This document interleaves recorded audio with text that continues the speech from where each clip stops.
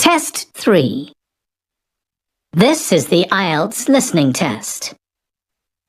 You will hear a number of different recordings, and you will have to answer questions on what you hear. There will be time for you to read the instructions and questions, and you will have a chance to check your work. All the recordings will be played once only. The test is in 4 parts. At the end of the test, you will be given 10 minutes to transfer your answers to the answer sheet. Now turn to Part 1.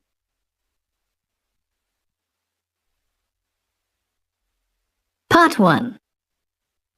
You will hear a woman who works at an employment agency talking to a man about jobs he could apply for. First, you have some time to look at questions 1 to 5.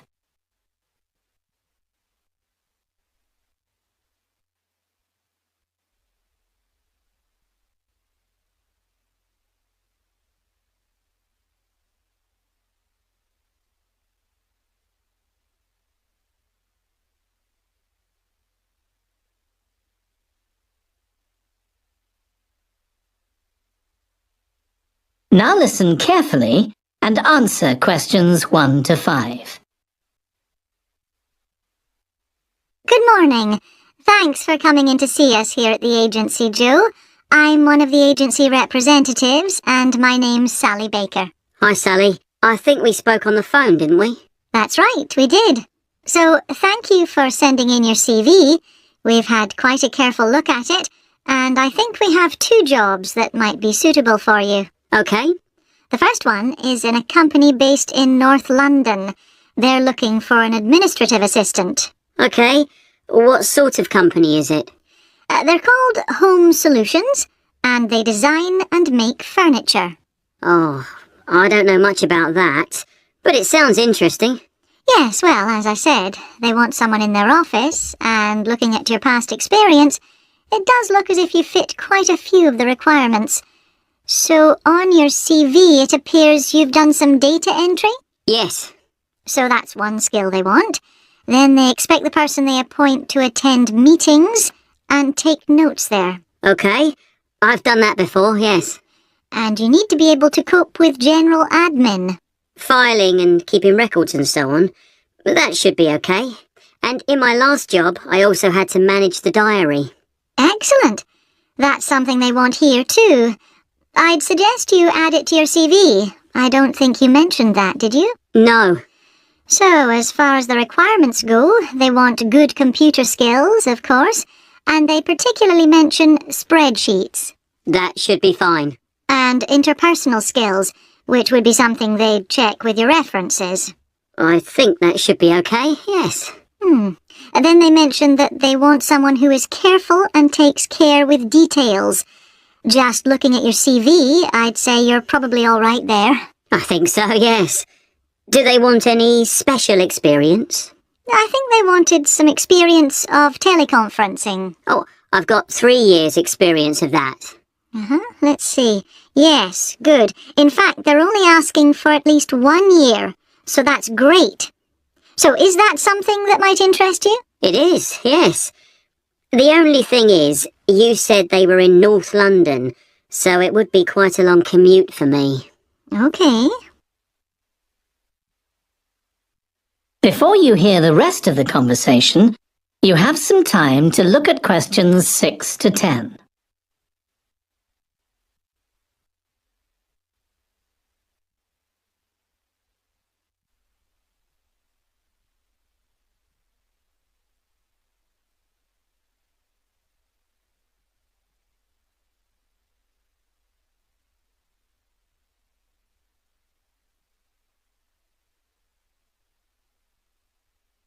Now listen and answer questions 6 to 10. So the second position might suit you better as far as the location goes. That's for a warehouse assistant, and that's in South London. Yes, that would be a lot closer. And you've worked in a warehouse before, haven't you? Yes. So as far as the responsibilities for this position go, they want someone who could manage the stock, obviously, and also deliveries. That should be okay.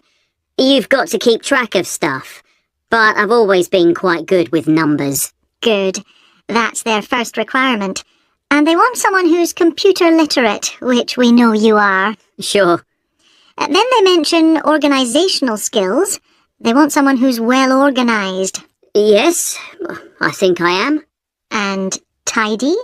Yes, they go together really, don't they? Sure. Then the usual stuff. They want someone who can communicate well, both orally and in writing. Okay. And for the last warehouse job I had, one of the things I enjoyed most was being part of a team. I found that was really essential for the job.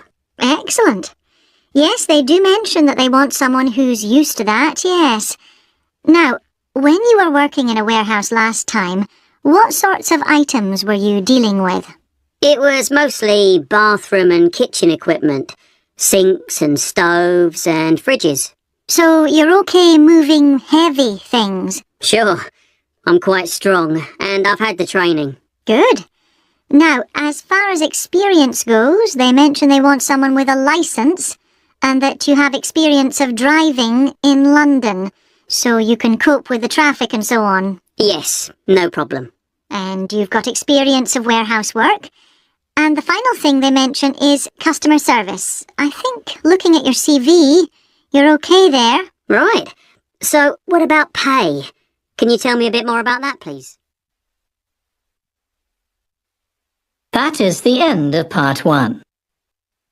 You now have 1 minute to check your answers to part 1.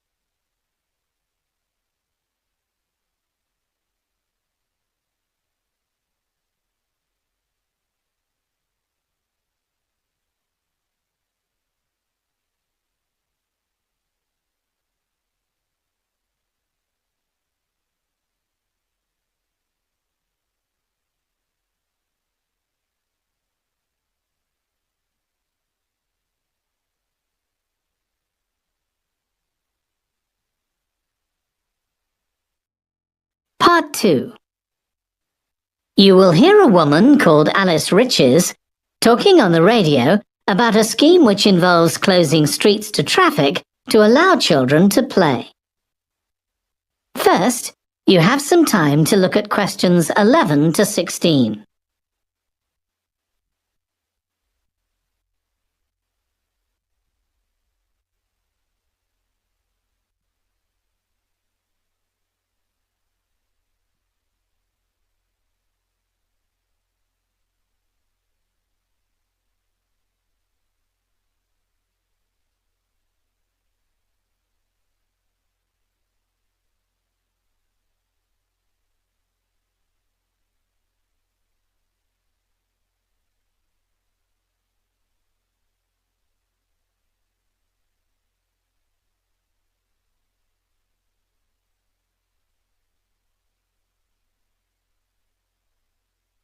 Now listen carefully and answer questions 11 to 16.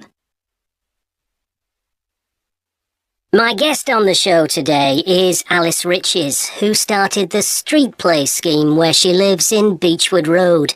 For those of you that don't already know, Street Play involves local residents closing off their street for a few hours so that children have a chance to play in the streets safely.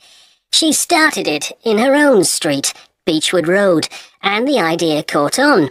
And there are now street play schemes all over the city. So, when did you actually start the scheme, Alice? Well, I first had the idea when my oldest child was still a toddler. So that's about 6 years ago now. But it took at least 2 years of campaigning before we were actually able to make it happen. So the scheme's been up and running for 3 years now.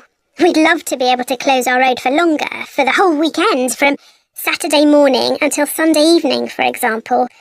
At the moment, it's just once a week.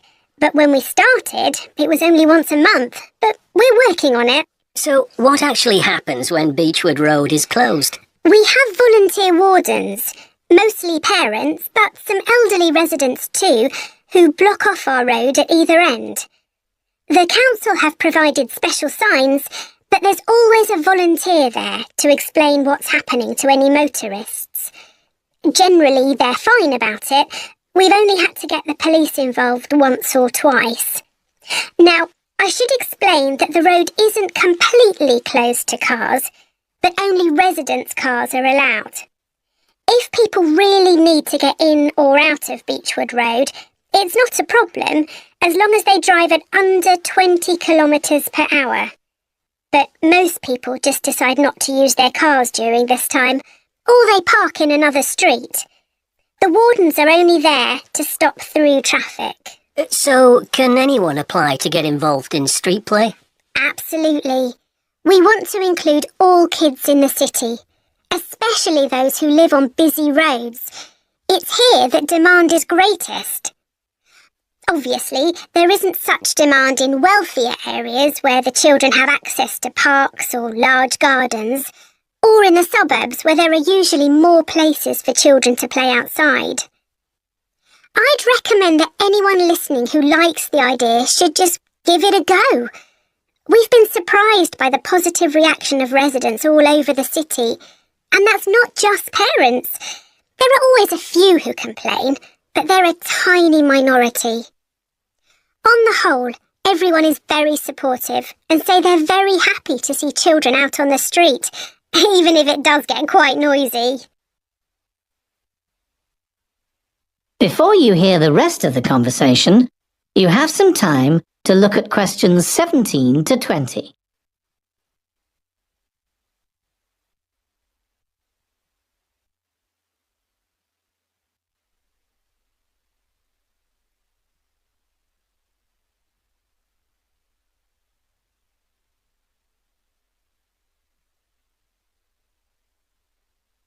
Now listen and answer questions 17 to 20.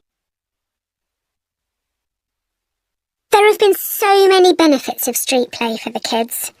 Parents really like the fact that the kids are getting fresh air instead of sitting staring at a computer screen, even if they're not doing anything particularly energetic. And of course, it's great that kids can play with their friends outside without being supervised by their parents. But for me, the biggest advantage is that kids develop confidence in themselves to be outside without their parents. The other really fantastic thing is that children get to know the adults in the street. It's like having a big extended family. It certainly does have a lot of benefits. I want to move on now and ask you about a related project in King Street. Right. Well, this was an experiment I was involved in, where local residents decided to try and reduce the traffic along King Street, which is the busiest main road in our area, by persuading people not to use their cars for one day. We thought about making people pay more for parking, but we decided that would be really unpopular. So instead we just stopped people from parking on King Street, but left the other car parks open. It was surprising how much of a difference all this made. As we'd predicted, air quality was significantly better. But what I hadn't expected was how much quieter it would be, even with the buses still running. Of course, everyone said they felt safer, but we were actually amazed that sales in the shops went up considerably that day. We thought there'd be fewer people out shopping, not more. That's really interesting. So, the fact that the street was... That is the end of part 2. You now have 30 seconds to check your answers to part 2.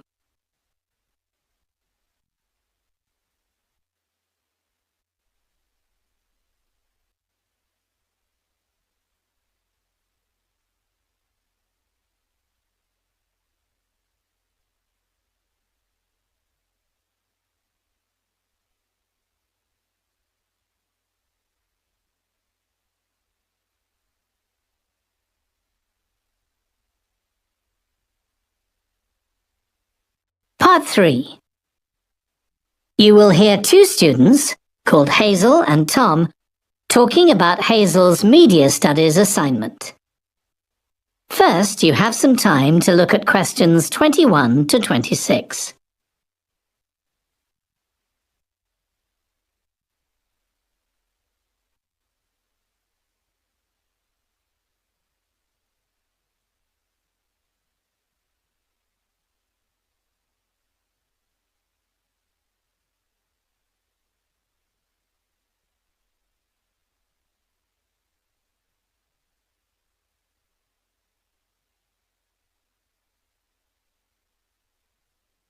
Now listen carefully and answer questions 21 to 26.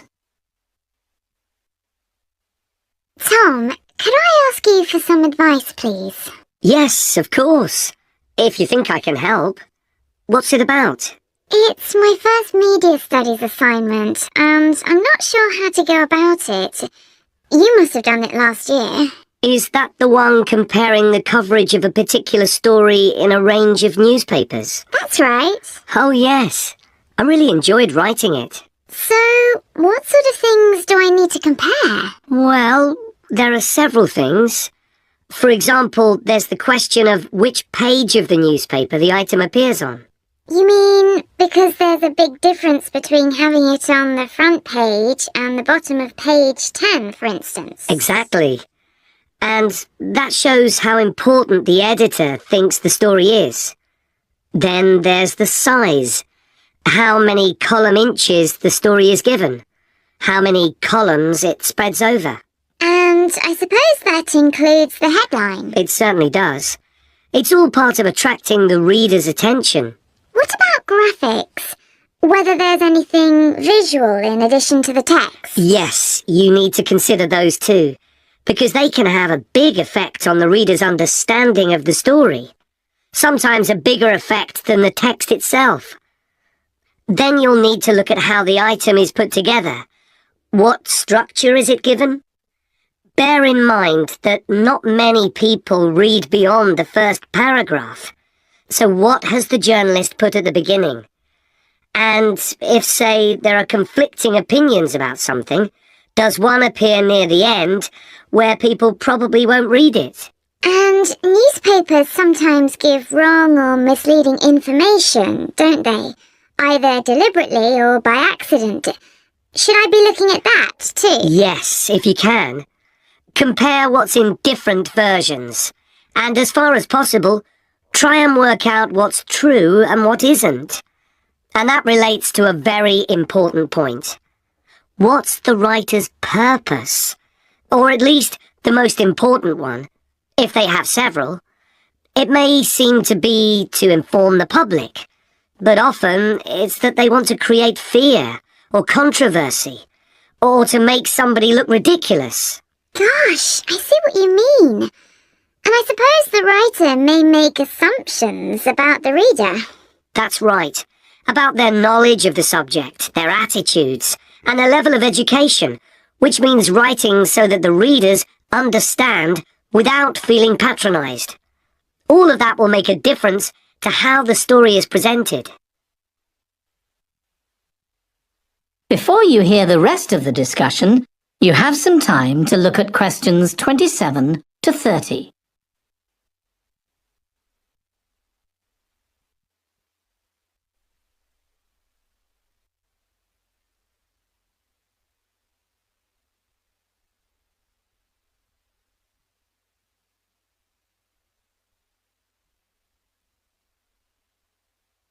Now listen and answer questions 27 to 30. Does it matter what type of story I write about? No. National or international politics, the arts, anything. As long as it's covered in 2 or 3 newspapers. Though of course it'll be easier and more fun if it's something you're interested in and know something about. And on that basis, a national news item would be worth analysing. I'm quite keen on politics, so I'll try and find a suitable topic. What did you choose for your analysis, Tom? I was interested in how newspapers expressed their opinions explicitly. So I wanted to compare editorials in different papers, but when I started looking, I couldn't find two on the same topic that I felt like analysing. In that case, I won't even bother to look. So in the end, I chose a human interest story, a terribly emotional story about a young girl who was very ill, and lots of other people, mostly strangers, raised money so she could go abroad for treatment. Actually, I was surprised. Some papers just wrote about how wonderful everyone was, but others considered the broader picture, like why treatment wasn't available here. I usually find stories like that raise quite strong feelings in me. I'll avoid that. Perhaps I'll choose an arts topic, like different reviews of a film or something about funding for the arts. I'll think about that. Yes, that might be interesting. Okay, well, thanks a lot for your help, Tom. It's been really useful. You're welcome. Good luck with the assignment, Hazel. That is the end of part 3. You now have 30 seconds to check your answers to part 3.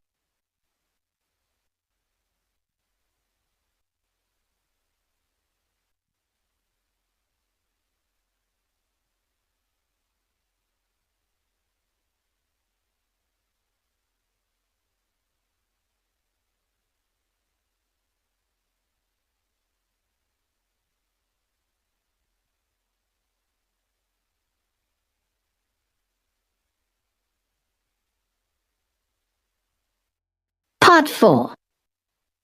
You will hear part of a lecture on the early history of keeping clean. First, you have some time to look at questions 31 to 40.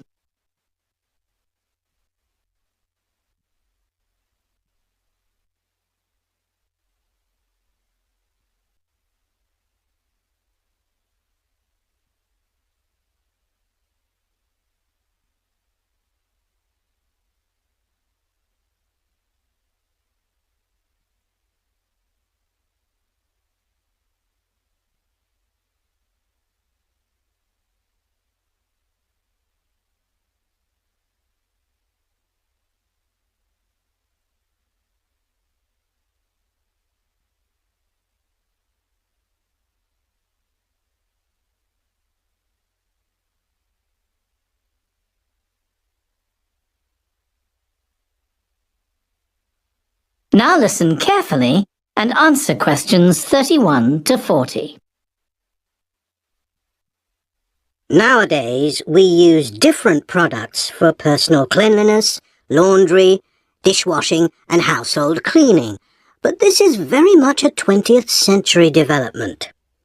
The origins of cleanliness date back to prehistoric times. Since water is essential for life, the earliest people lived near water and knew something about its cleansing properties, at least that it rinsed mud off their hands. During the excavation of ancient Babylon, evidence was found that soap making was known as early as 2800 BC. Archaeologists discovered cylinders made of clay, with inscriptions on them saying that fats were boiled with ashes. This is a method of making soap, though there's no reference to the purpose of this material. The early Greeks bathed for aesthetic reasons and apparently didn't use soap. Instead, they cleaned their bodies with blocks of sand, pumice and ashes, then anointed themselves with oil and scraped off the oil and dirt with a metal instrument known as a strigil. They also used oil mixed with ashes. Clothes were washed without soap in streams. The ancient Germans and Gauls are also credited with discovering how to make a substance called soap, made of melted animal fat and ashes. They used this mixture to tint their hair red. Soap got its name, according to an ancient Roman legend, from Mount Sapo, where animals were sacrificed, leaving deposits of animal fat. Rain washed these deposits, along with wood ashes, down into the clay soil along the river Tiber. women found that this mixture greatly reduced the effort required to wash their clothes. As Roman civilization advanced, so did bathing. The first of the famous Roman baths, supplied with water from their aqueducts, was built around 312 BC. The baths were luxurious, and bathing became very popular.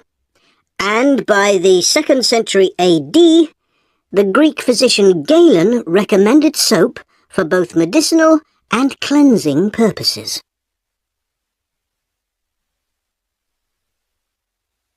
After the fall of Rome in 467 AD and the resulting decline in bathing habits, much of Europe felt the impact of filth on public health. This lack of personal cleanliness and related unsanitary living conditions were major factors in the outbreaks of disease in the Middle Ages, and especially the Black Death of the 14th century. Nevertheless, soap-making became an established craft in Europe, and associations of soap-makers guarded their trade secrets closely. Vegetable and animal oils were used with ashes of plants, along with perfume, apparently for the first time. Gradually, more varieties of soap became available for shaving and shampooing, as well as bathing and laundering. A major step toward large-scale commercial soap-making occurred in 1791, when a French chemist, Nicolas Leblanc, patented a process for turning salt into soda ash, or sodium carbonate. Soda ash is the alkali obtained from ashes that combines with fat to form soap. The Leblanc process yielded quantities of good quality, inexpensive soda ash.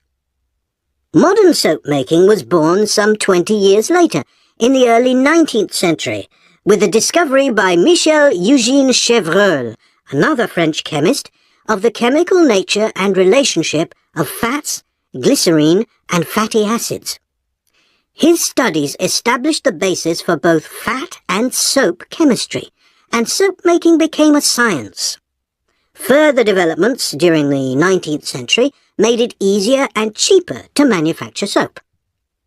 Until the 19th century, soap was regarded as a luxury item and was heavily taxed in several countries.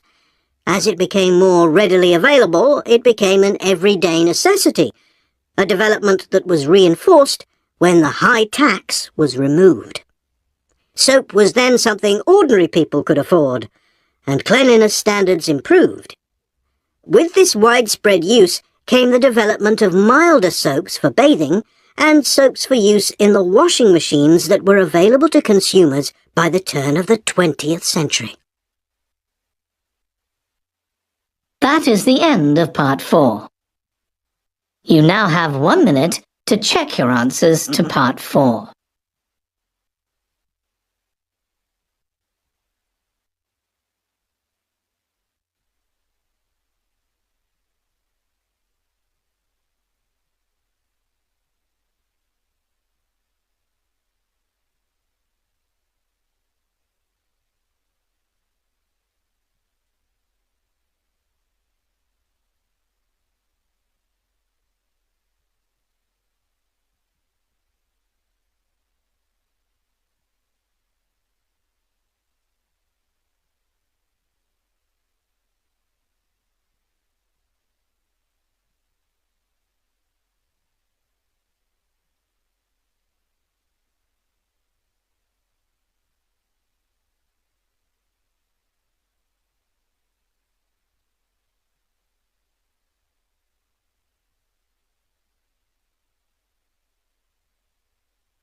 That is the end of the listening test.